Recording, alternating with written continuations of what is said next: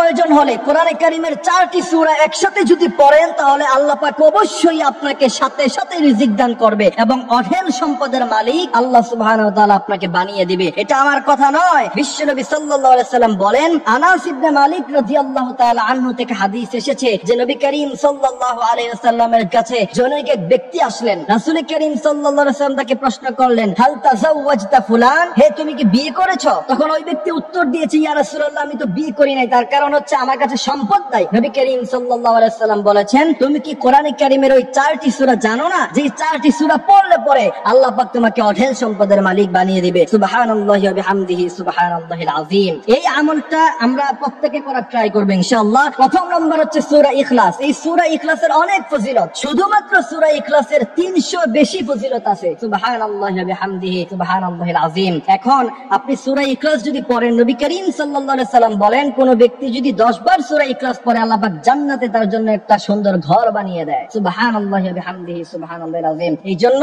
প্রথম নাম্বার হচ্ছে সূরা ইখলাস, এটা আমরা নিয়মিত পড়ব। দ্বিতীয় নাম্বার হচ্ছে সূরা নাসর। নবী করিম সাল্লাল্লাহু আলাইহি সাল্লাম বলেছেন, ইদা জা নাসরুল্লাহি ওয়াল ফাথ ওয়া রাআইতান নাসা ইয়াদখুলুনা ফি দীনিল্লাহি আফওয়াজা ফাসাব্বিহ বিহামদি রাব্বিকা ওয়াস্তাগফির। নবী বলেছেন যে এই সূরাতুন নাসর হলো গোটা কোরআনে কারীমের 4 ভাগের 1 ভাগ। সুবহানাল্লাহি ওয়া বিহামদিহি সুবহানাল্লাহিল আযীম। তৃতীয় নাম্বার হচ্ছে সূরা কাফিরুন, কুল ইয়া আইয়ুহাল কাফিরুন লা আ'বুদু মা তা'বুদুন ওয়া লা আনতুম আ'বিদুনা মা আ'বুদু ওয়া লা আনা আ'বিদুম মা আ'বাদতুম ওয়া লা আনতুম আ'বিদুনা মা আ'বুদ লাকুম দীনুকুম ওয়ালিয়া দীন। এবং এই সূরাটা অবশ্যই আমরা শুদ্ধ করে পড়ব, সূরা কাফিরুন। তারপর 4 নাম্বার হচ্ছে সূরাতুল জিলজাল। নবী করিম সাল্লাল্লাহু আলাইহি ওয়াসাল্লাম বলেছেন, সূরাতুল জিলজাল হলো গোটা কোরআনে কারীমের 2 ভাগের 1 ভাগ। সুবহানাল্লাহি ওয়া বিহামদিহি সুবহানাল্লাহিল আযীম। সুতরাং প্রথম নাম্বার হলো সূরা ইখলাস, দ্বিতীয় নাম্বার হলো সূরা নাসর, তৃতীয় নাম্বার হলো সূরা কাফিরুন, চতুর্থ নাম্বার হচ্ছে সূরা জিলজাল। প্রথমে আপনি 2 রাকাত সালাতুল হাজাত নামাজ পড়বেন, তারপরে 4টা সূরা একসাথে পড়বেন, তারপরে আস্তাগফিরুল্লাহ রাব্বি মিন কুল্লি যামবি ওয়া আতুবু ইলাইহি লা হাওলা ওয়া লা কুওয়াতা ইল্লা বিল্লাহিল আলিয়্যিল আযীম। দুরূদ ইব্রাহিম পড়বেন অথবা সাল্লাল্লাহু আলাইহি সাল্লাম পড়বেন। তার কারণ হচ্ছে নবী বলেছেন, মান সাল্লা আলাইয়া ওয়াহিদাতান সাল্লাল্লাহু আলাইহি আশারা। কোন ব্যক্তি যদি একবার বিশ্ব নবীর উপরে দুরূদ পড়ে,